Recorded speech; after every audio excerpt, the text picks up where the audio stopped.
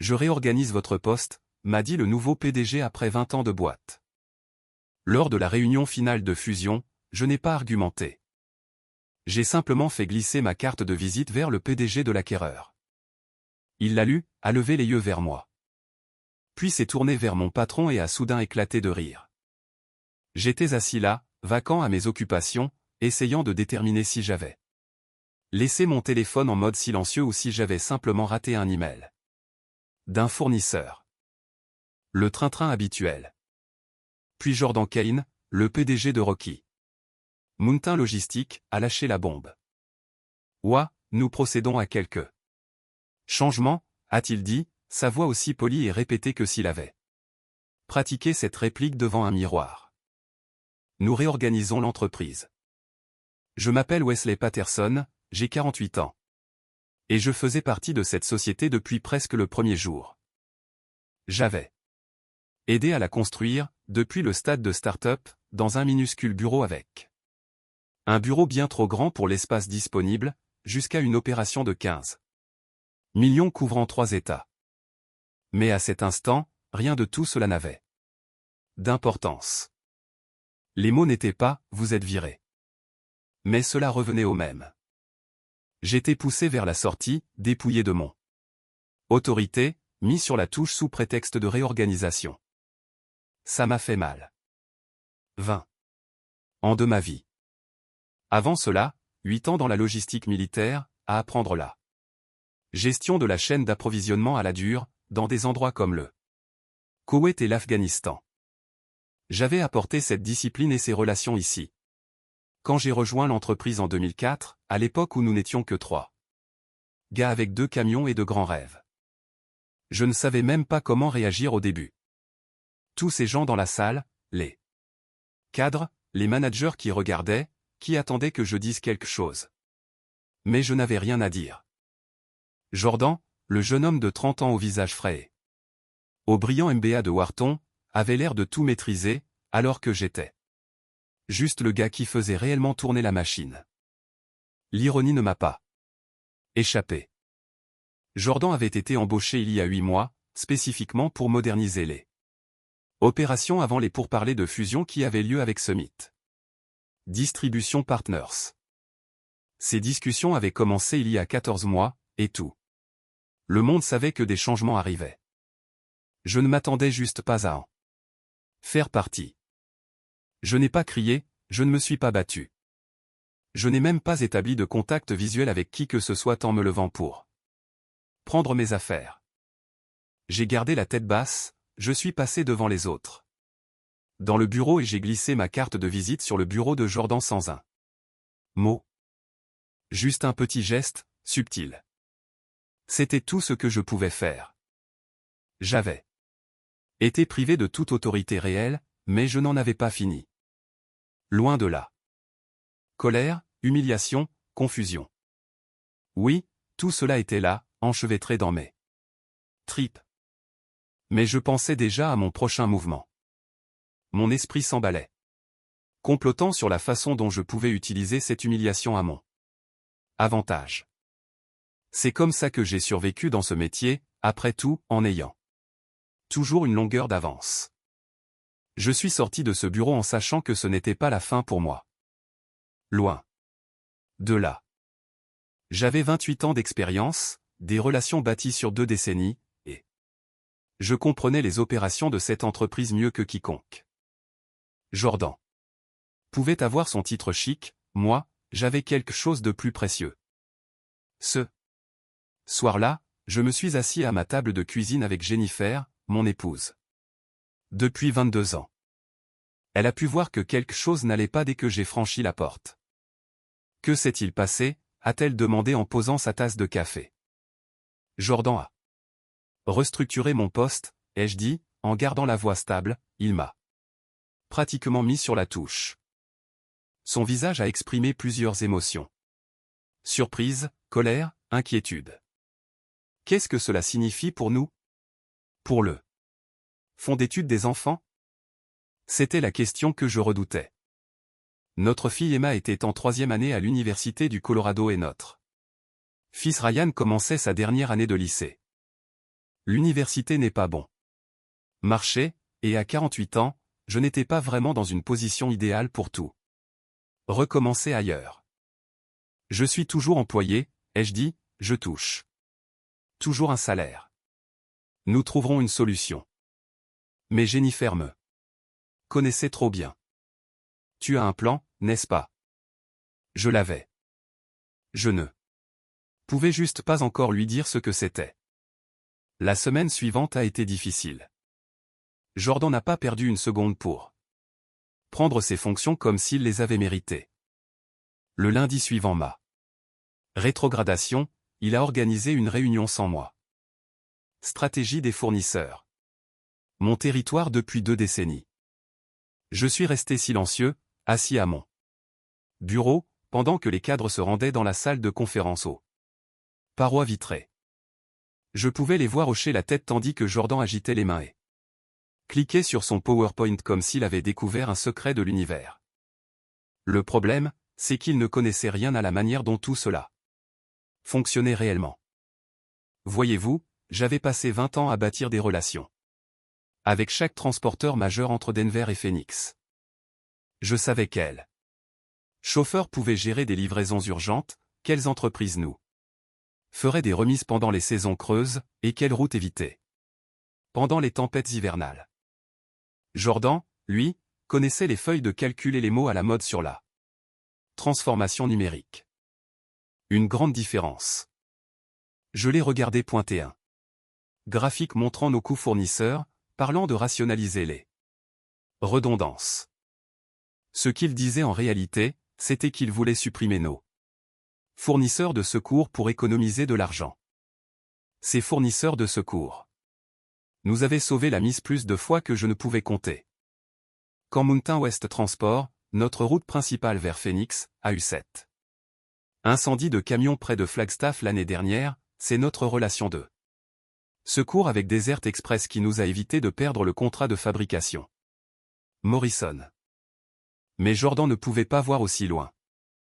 Il regardait les chiffres trimestriels, pas les relations qui ont pris des années à se construire. Le bureau a commencé à sembler différent, plus tendu, plus silencieux. Les gens gardaient la tête baissée. Sarah, du service expédition, m'a lancé un regard qui disait qu'elle savait que c'était injuste.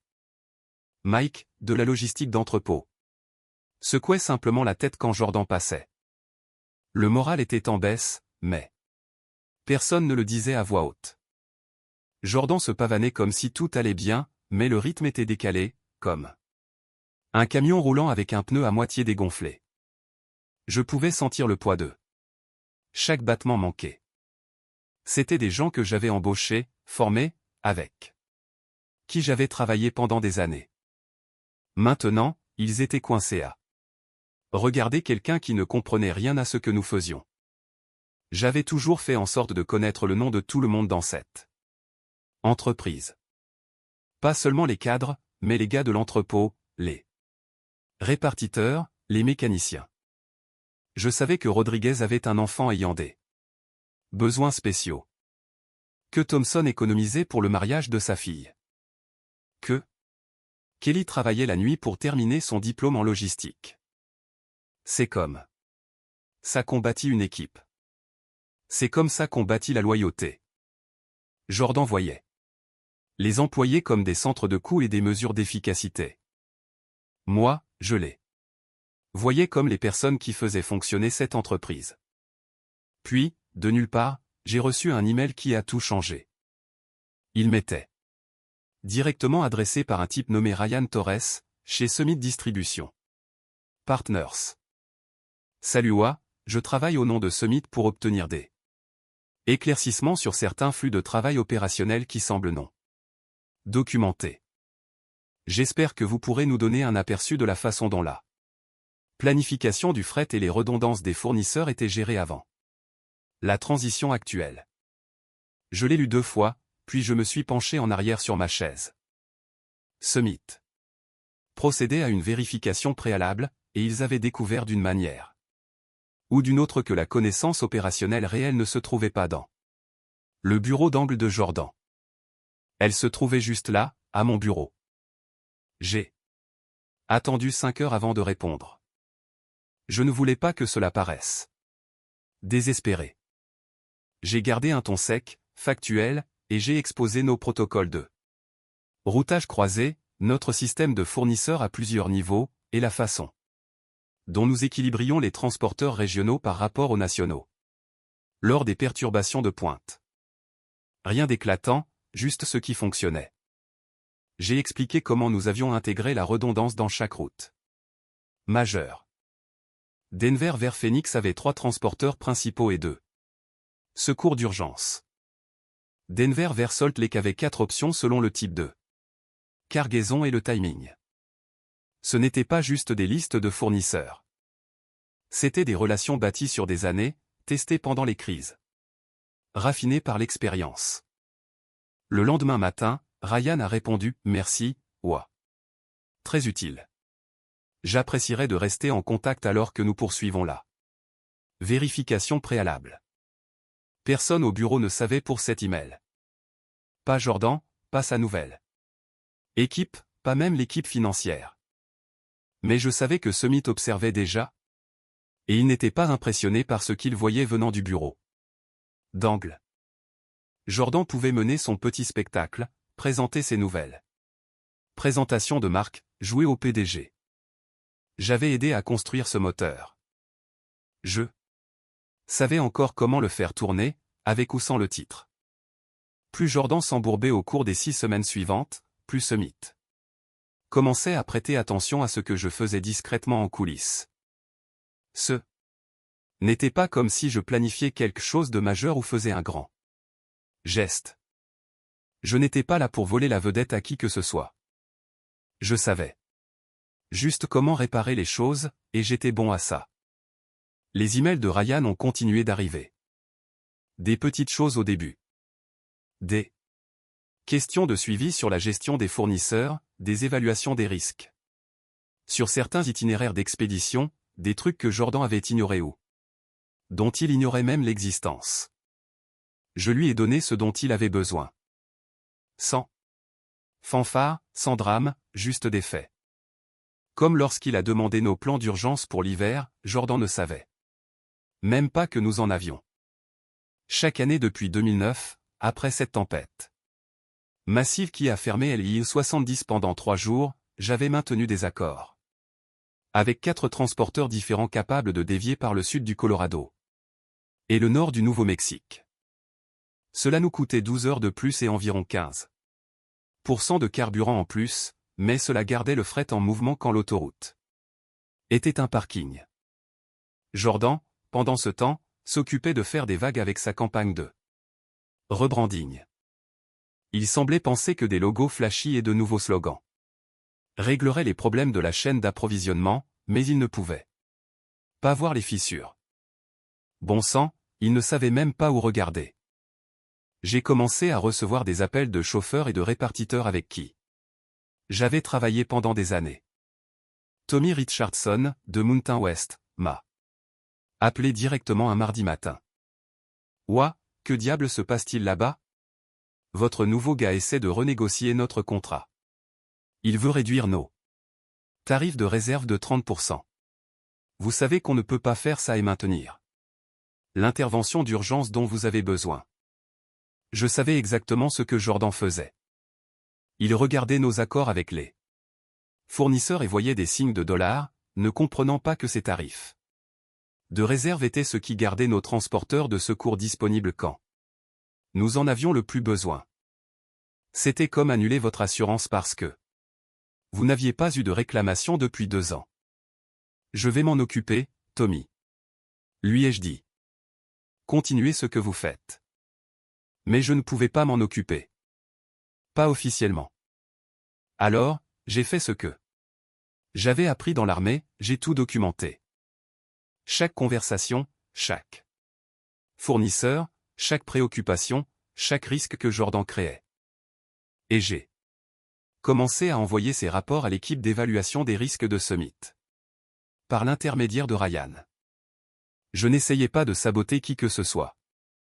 J'essayais de sauver l'entreprise de quelqu'un qui était sur le point de la conduire dans le fossé. Jennifer a remarqué que je travaillais plus tard, que je restais sur mon ordinateur portable après le dîner. Une nuit, elle s'est assise à côté de moi à la table de la cuisine pendant que je tapais un autre rapport d'incident. Tu documentes tout, n'est-ce pas, a-t-elle dit. Ce n'était pas vraiment une question. Quelqu'un doit le faire, ai-je répondu. Jordan prend des décisions qui pourraient nous couler. C'est à propos de la fusion? J'ai regardé ma femme de 22 ans. Elle avait vécu assez de mutations militaires et de changements de carrière pour savoir quand j'étais en mode stratégique. Summit pose les bonnes questions. Ils veulent savoir comment les choses fonctionnent vraiment, pas comment Jordan pense qu'elles devraient fonctionner. Et c'est toi qui as les réponses. Je suis celui qui a 20 ans de relations et de connaissances institutionnelles. Jordan, lui, a des diapositives. PowerPoint. Elle a serré mon épaule. Ne laisse juste pas ça te consumer. Ouah. Je sais comment tu deviens quand tu protèges quelque chose que tu as construit. Elle avait raison. Je devenais protecteur. Mais ce n'était plus seulement à propos de moi. C'était à propos de Sarah au service expédition, que Jordan avait déjà menacé de remplacer par un système automatisé. C'était à propos de Maïka. L'entrepôt, qui travaillait ici depuis que nous n'avions qu'une seule installation. C'était à propos de toutes les relations avec les fournisseurs, les clients et les employés qui avaient pris 2 décennies à construire. Puis, un jour, de nulle part, j'ai reçu un email d'une femme nommée Jessica. Chez Summit. Elle était la spécialiste de l'intégration pour la fusion et elle voulait parler de continuité opérationnelle. Elle a joint un fichier confidentiel avec la ligne d'objet, cadre de transition du leadership. J'ai cliqué dessus, m'attendant à une nouvelle série de rapports sur les fournisseurs ou de mise à jour logistique. Au lieu de cela, j'ai vu mon nom listé en tant que « responsable de la continuité », souligné dans l'organigramme. Je me suis penché en arrière, lisant « responsable de la continuité ». Mon rôle était d'assurer que les opérations se déroulent sans heurts pendant le processus d'acquisition, avec autorité sur toutes les décisions opérationnelles pendant la période de transition. C'était là, noir sur blanc. Summit observait, évaluait, et ils avaient déjà pris leurs décisions sur la personne à qui ils faisaient confiance pour maintenir l'entreprise en vie. Je n'ai pas dit un mot à personne. Je n'avais pas besoin de le faire. Jordan était encore concentré sur le rebranding et la restructuration, pensant que c'était la grande victoire. J'avais de plus grands projets en préparation. J'ai gardé un profil bas. Je n'en ai même pas parlé à Jessica quand nous avons échangé des emails sur les évaluations opérationnelles. Je n'essayais pas de faire les gros titres ou d'attirer l'attention. Je voulais juste que les choses tournent comme avant, que les roues continuent de tourner sans que personne ne remarque la graisse. Mais Jordan rendait cela plus difficile chaque semaine. Sa dernière initiative d'économie de coûts était de réduire nos redondances de fournisseurs sur toute la ligne. Il avait identifié ce qu'il appelait des relations en double. En gros, tout transporteur à qui nous payons des frais de retenue en guise de couverture de secours. Dans son esprit, nous jetions l'argent par les fenêtres en payant pour des services que nous n'utilisions pas chaque mois. Pour moi, ces frais de retenue faisaient la différence entre livrer à temps et expliquer aux clients pourquoi leur fret était assis dans un banc de neige sur LIE 25. C'est une efficacité de base, a expliqué Jordan à l'équipe de direction lors de l'une de ses présentations. Nous payons ces transporteurs pour rester assis, à ne rien faire 80% du temps. Ce n'est pas une pratique commerciale durable. Ce que Jordan ne comprenait pas, c'est que ces transporteurs ne restaient pas à ne rien faire. Ils étaient disponibles. Quand Penske est tombé en panne près de Grand Junction avec une cargaison d'équipement médical à destination de Phoenix, nous avons eu Desert Express sur la route en moins de 2 heures grâce à cette relation de retenue. Quand cette crue éclair a emporté l'autoroute à travers Moab, notre route de secours part Durango était déjà alignée et prête. Mais vous ne pouvez pas mettre la disponibilité sur une feuille de calcul. Vous ne pouvez pas quantifier les relations. Et vous ne pouvez certainement pas expliquer la valeur de 20 ans de confiance à quelqu'un qui pense que les affaires ne sont qu'une question de chiffres trimestriels. Le point de rupture est arrivé 3 semaines plus tard. Nous avions une expédition majeure de composants informatiques allant de Denver à Las Vegas. Haute valeur. Sensible au temps, critique pour un lancement de produit. Notre transporteur principal, Southwest Freight, a eu une panne mécanique juste à l'extérieur de Rifle. Dans l'ancien système, j'aurais appelé Jerry chez Mountain Express, et ce chargement aurait été transféré et roulé à nouveau en moins de 4 heures. Mais Jordan avait mis fin à notre accord de secours avec Mountain Express la semaine précédente. Structure de coût redondante, l'avait-il appelé. Donc, au lieu d'un retard de 4 heures, nous avons eu un retard de 2 jours. Pendant que Southwest essayait de trouver un autre camion depuis son hub de Denver. Le client, Apex Technologies, était furieux. Il travaillait avec nous depuis 8 ans, et c'était la première fois que nous les laissions tomber. J'ai reçu un appel de leur directrice de la logistique, Maria Santos, à 6h30 du matin. Ouah, que s'est-il passé? Ce n'est pas comme vous. Je ne pouvais pas lui dire la vérité, que notre nouveau PDG avait éliminé le plan de secours pour économiser $3000 par mois. Au lieu de cela, je lui ai dit que nous traversions quelques ajustements opérationnels et je l'ai assuré que cela n'arriverait plus. Mais je savais que ça arriverait. Les améliorations d'efficacité de Jordan nous préparaient à l'échec, un plan de secours annulé à la fois. Cet après-midi-là, j'ai rédigé l'évaluation des risques opérationnels la plus détaillée que j'ai jamais faite. J'ai souligné chaque vulnérabilité créée par les coupes de Jordan, chaque relation maintenant tendue, chaque crise future que nous n'étions plus préparés à affronter. J'ai documenté le retard d'Apex Technologies, les plaintes des fournisseurs et les problèmes de morale des employés qui commençaient à affecter la performance. Puis j'ai fait quelque chose que Jordan n'aurait jamais pensé à faire. Je l'ai envoyé directement à l'équipe de gestion des risques de Summit. Pas par l'intermédiaire de Ryan, pas de Jessica, mais directement aux personnes dont le travail était d'évaluer les menaces opérationnelles pour leur investissement. Sans émotion, sans pointer du doigt, juste des faits. Des faits clairs et documentés sur ce qui arrivait à l'entreprise qu'ils étaient sur le point d'acquérir pour $50 millions. Je savais que ça serait remarqué. Ce que je ne savais pas, c'était à quelle vitesse les choses allaient changer. Cela n'a pas pris longtemps.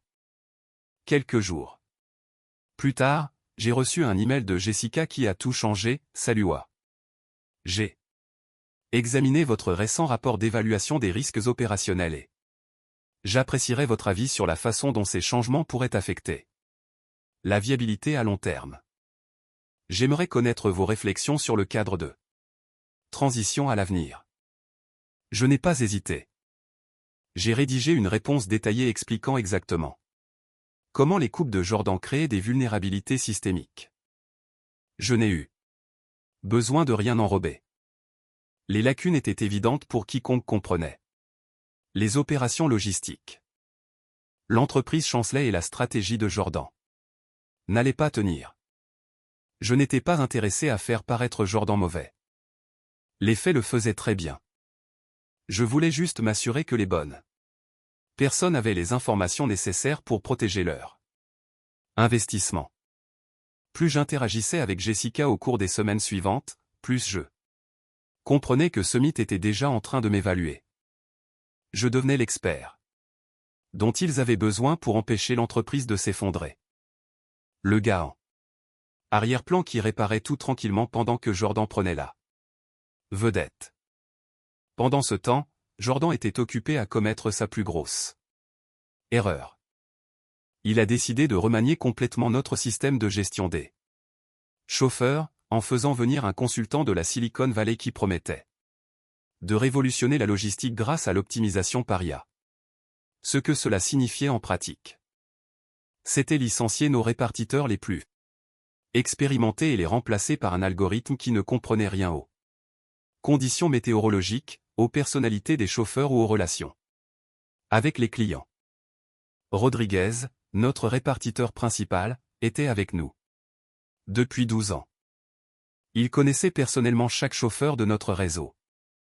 Il savait lesquels pouvaient gérer les cols de montagne en hiver, lesquels fonctionnaient mieux avec des clients difficiles, lesquels on pouvait compter pour des courses d'urgence. Le nouveau système voyait les chauffeurs comme des unités interchangeables avec des notes d'efficacité. Il me laisse partir vendredi, m'a dit Rodriguez un matin, en s'arrêtant à mon bureau avec ce regard que les gens ont quand leur monde s'est effondré. C'est quoi les indemnités de départ, ai-je demandé. 2 semaines après 12 ans. Il a secoué la tête. Jordan dit que le système d'IA sera plus efficace. Il n'aura plus besoin de quelqu'un pour suivre tout le côté personnel. Je savais que cela allait être un désastre. Nos chauffeurs n'étaient pas juste des employés. C'étaient des partenaires.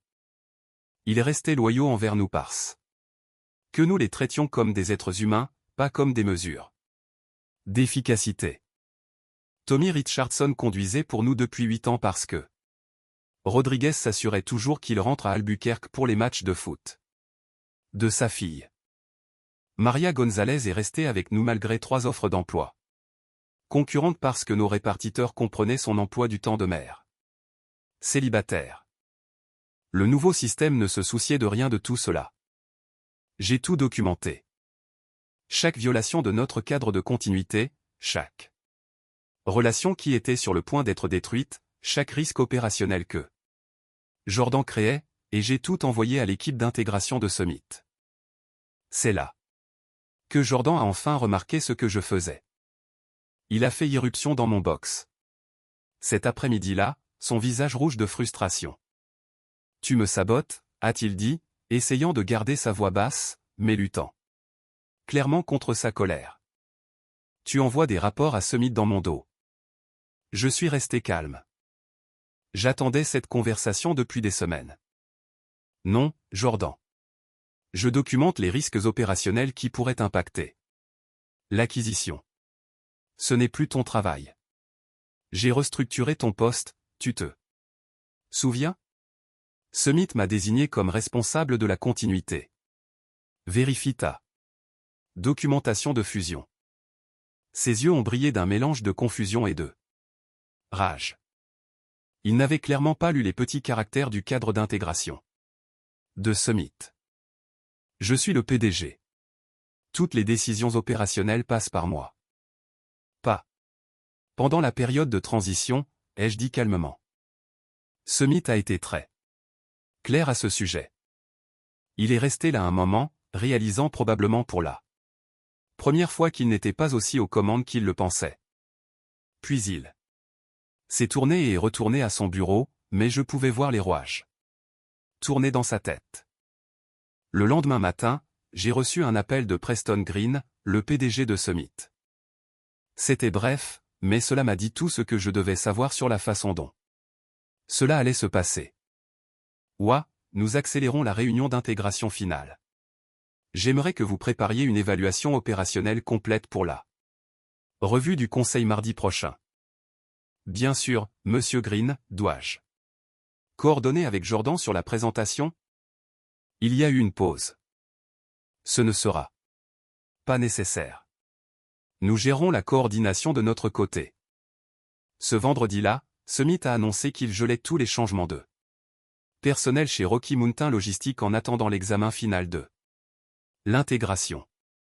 Chacun des changements proposés par Jordan était en attente. Le système de répartition par IA, les coupes chez les fournisseurs, les licenciements d'employés, tout s'est arrêté. Jordan n'avait aucune idée de ce qui venait de se passer. Moi, je savais exactement ce qui venait de se passer. Pendant le week-end, j'ai préparé le rapport opérationnel le plus complet de ma carrière. J'ai exposé chaque système, chaque relation, chaque plan d'urgence qui faisait fonctionner. Rocky Mountain Logistique. J'ai expliqué la différence entre efficacité et effectivité, entre réduction des coûts et préservation de la valeur. Surtout, j'ai documenté exactement ce qui se passerait si les changements de Jordan étaient appliqués. Pas des opinions ou des prédictions, mais une analyse factuelle basée sur 20 ans d'expérience et 8 mois à regarder ces décisions porter leurs fruits. Jennifer m'a trouvé à la table de la cuisine dimanche soir, travaillant toujours sur la présentation. Grosse semaine en vue, a-t-elle demandé, en s'asseyant avec son thé. La plus grosse, ai-je dit. Mardi est le jour où tout sera décidé. Es-tu nerveux? J'ai réfléchi à ça. Non, je suis préparé. Elle a souri. C'est mon militaire qui parle. Le mardi matin est arrivé plus vite que prévu. Je suis entré dans la salle de conférence en sachant que c'était la réunion où tout se concrétiserait. Rocky Mountain Logistique et Summit tournaient l'un autour de l'autre depuis plus d'un an, et aujourd'hui la transition allait enfin avoir lieu. La pièce était installée de cette manière corporative stérile avec la longue table en acajoué. Les chaises en cuir. Jordan était déjà debout à l'avant, cliquant sur ses diapositives PowerPoint. Flashy. Sa voix était pleine d'énergie, trop désireuse alors qu'il présentait sa vision de l'avenir de l'entreprise sous l'égide de Summit. Il parlait de croissance, d'innovation, de la nouvelle direction brillante vers laquelle il nous menait. Les diapositives étaient toutes des graphiques et des tableaux colorés, chacun plus optimiste que le précédent. Transformation numérique. Systèmes automatisés, opérations rationalisées. C'était impressionnant, mais c'était de la poudre aux yeux. Je suis resté tranquillement à ma place habituelle le long du mur, les bras croisés, attendant qu'il termine. La confiance de Jordan n'était que de la bravade. Il ne parlait pas des vrais problèmes, ceux que je réparais dans l'ombre depuis des mois.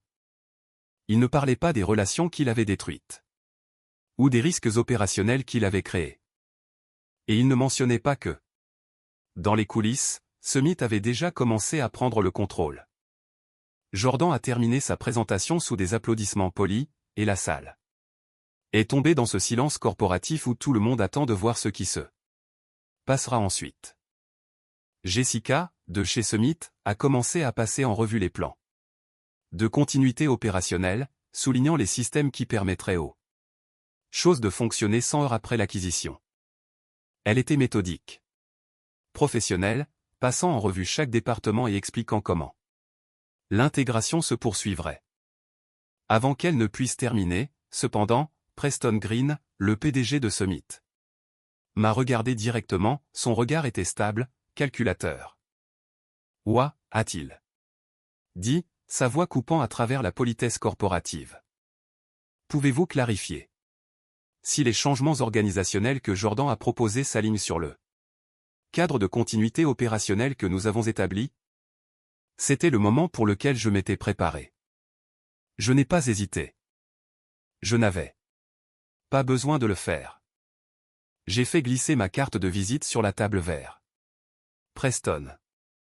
C'était un mouvement simple. Pas de fanfare, pas de mots, juste la carte, mon nom, mon rôle de responsable de la continuité, et le logo de Summit.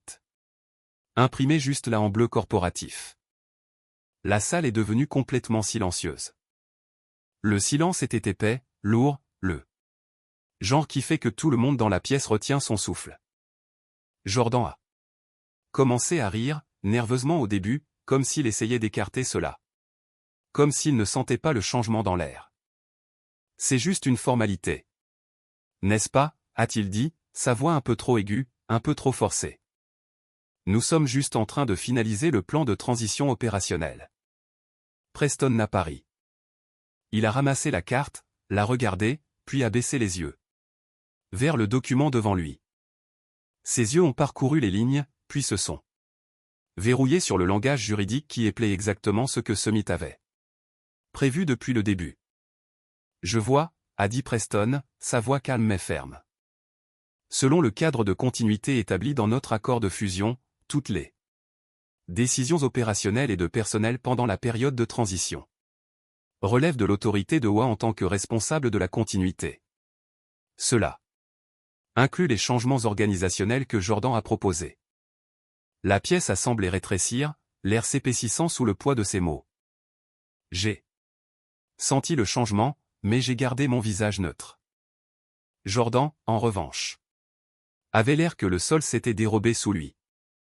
Sa bravade s'est effondrée en un instant. Il a regardé Preston, puis est revenu vers moi, sa bouche s'ouvrant et se fermant comme s'il ne trouvait pas les bons mots. Ce ne peut pas être vrai, a bégayé Jordan, sa voix se brisant. Je suis le PDG. Je suis celui qui a mené cette entreprise tout au long du processus d'acquisition. Les yeux de Preston n'ont pas vacillé. Le cadre a été établi. Il y a 6 mois, Jordan Summit avait besoin d'une assurance que la continuité opérationnelle serait maintenue malgré les transitions de leadership. WA a été notre point de contact désigné pour toutes les questions opérationnelles depuis lors. Je pouvais voir les pièces du puzzle se mettre en place dans l'esprit de Jordan. Tous ces emails que j'avais envoyés à Summit, tous ces rapports opérationnels. Toutes ces évaluations des risques qu'il avait rejetés comme minant son autorité, il ne minait rien du tout. C'était exactement ce que Summit m'avait demandé de fournir.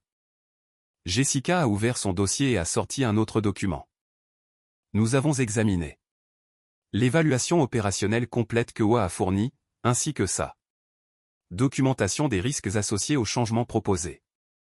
Sur la base de cette analyse, Summit a décidé de mettre en œuvre une stratégie d'intégration différente.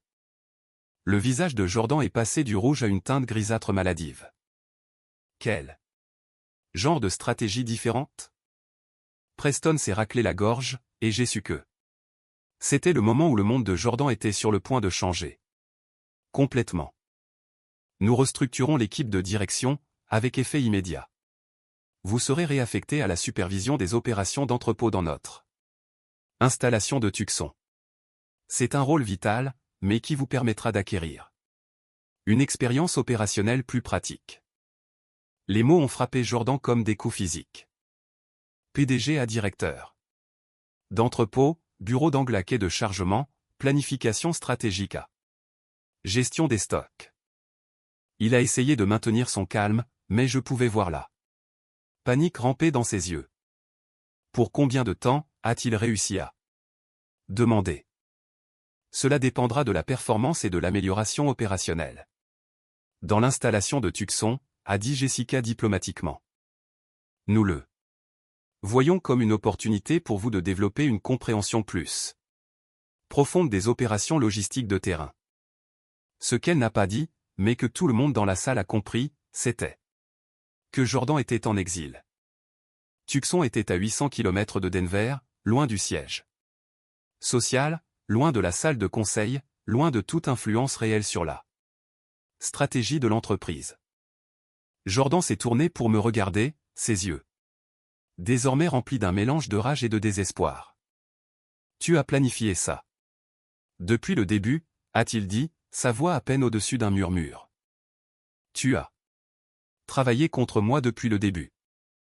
Je n'ai pas bronché. J'attendais cette accusation depuis le moment où j'avais commencé à documenter ses erreurs. Non, Jordan, ai-je dit, ma voix stable et calme. Je me suis préparé à la possibilité que tes changements ne s'alignent pas sur la réalité opérationnelle. Summit avait besoin de quelqu'un qui comprenait comment cette entreprise fonctionne réellement. La finalité dans mon ton a semblé le transpercer. Il a ouvert la bouche pour dire autre chose, mais s'est arrêté, réalisant probablement qu'il ne restait plus rien à dire. La décision avait été prise. Son autorité avait disparu. Sa vision pour l'entreprise était morte. Preston s'est adressé à la salle.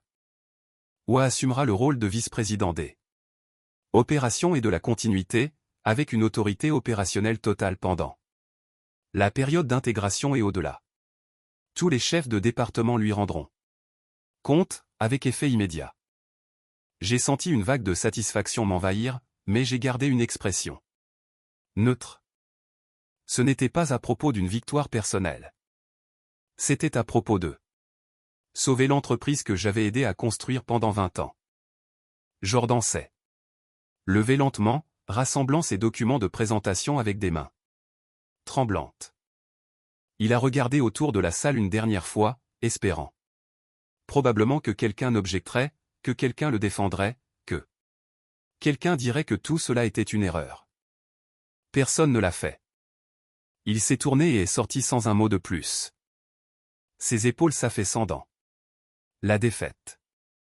Je pouvais entendre ses pas résonner dans le couloir, devenant de plus en plus faibles jusqu'à ce qu'ils disparaissent complètement. Après le départ de Jordan, l'atmosphère dans la salle s'est immédiatement allégée.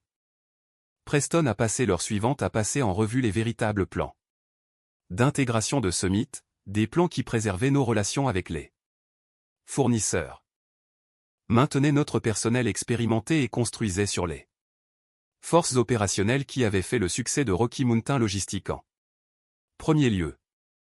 Tout ce que j'avais documenté, tout ce que j'avais protégé, tout ce que Jordan avait essayé de détruire, tout allait être préservé et amélioré. Le système de répartition paria a été mis au rebut. Rodriguez et les autres employés licenciés se sont vus offrir leur poste de retour. Nos accords avec les fournisseurs ont été restaurés. Jessica m'a guidé à travers mes nouvelles responsabilités. Je ne serais pas seulement en train de maintenir les opérations. J'allais les étendre. Summit avait des projets pour développer nos opérations au Colorado et établir de nouvelles routes vers l'Utah et le Nevada. Il voulait quelqu'un qui comprenait les relations, qui valorisait l'expérience, qui pouvait construire une croissance durable au lieu de simplement couper les coûts. 3 semaines plus tard, j'étais assis dans ce qui était le bureau de Jordan, examinant les plans d'expansion avec nos partenaires fournisseurs renouvelés. Tommy Richardson était de retour sur ses routes habituelles. Mountain Express avait signé un nouvel accord de 3 ans. Apex Technologies non seulement continuait son contrat, mais l'étendait pour inclure leur centre de distribution de Salt Lake City. Rodriguez était de retour à son bureau de répartiteur, faisant correspondre les chauffeurs avec les routes basées sur 12 ans de connaissances sur ce qui fonctionnait réellement dans le monde réel. Ce soir-là, je suis rentré chez Jennifer, qui m'attendait dans la cuisine comme toujours. « Comment était ta première journée en tant que VP ?» a-t-elle demandé en souriant. J'ai repensé à tout ce qui s'était passé, les mois de documentation, le soin apporté à établir des relations avec Summit, la préparation patiente pour ce moment, toutes ces nuits passées à la table de la cuisine, tous ces rapports d'évaluation des risques, tous ces emails à Jessica et Ryan. Bien, ai-je dit, et cette fois je le pensais complètement. Vraiment bien. Jennifer m'a serré dans ses bras, et j'ai pu sentir le soulagement dans son étreinte. Nous avions traversé la tempête. Les fonds d'études des enfants étaient sécurisés. Ma carrière ne se terminait pas à 48 ans, elle entrait dans sa phase la plus importante. Quant à Jordan, j'ai entendu dire à travers le réseau logistique qu'il n'a tenu que 6 mois à Tucson avant de décider que la gestion d'entrepôt n'était pas pour lui. Il a quitté la logistique pour se lancer dans le conseil, racontant probablement à d'autres entreprises comment optimiser leurs opérations sur la base de sa vaste expérience de 8 mois en tant que PDG. J'espère qu'il a appris quelque chose de ces mois à charger des camions et à gérer les stocks. Peut-être qu'il a enfin compris la différence entre l'efficacité et l'effectivité, entre la réduction des coûts et la création de valeur. Mais ce n'était plus mon souci. J'avais une entreprise à diriger, des relations à reconstruire et un avenir à planifier.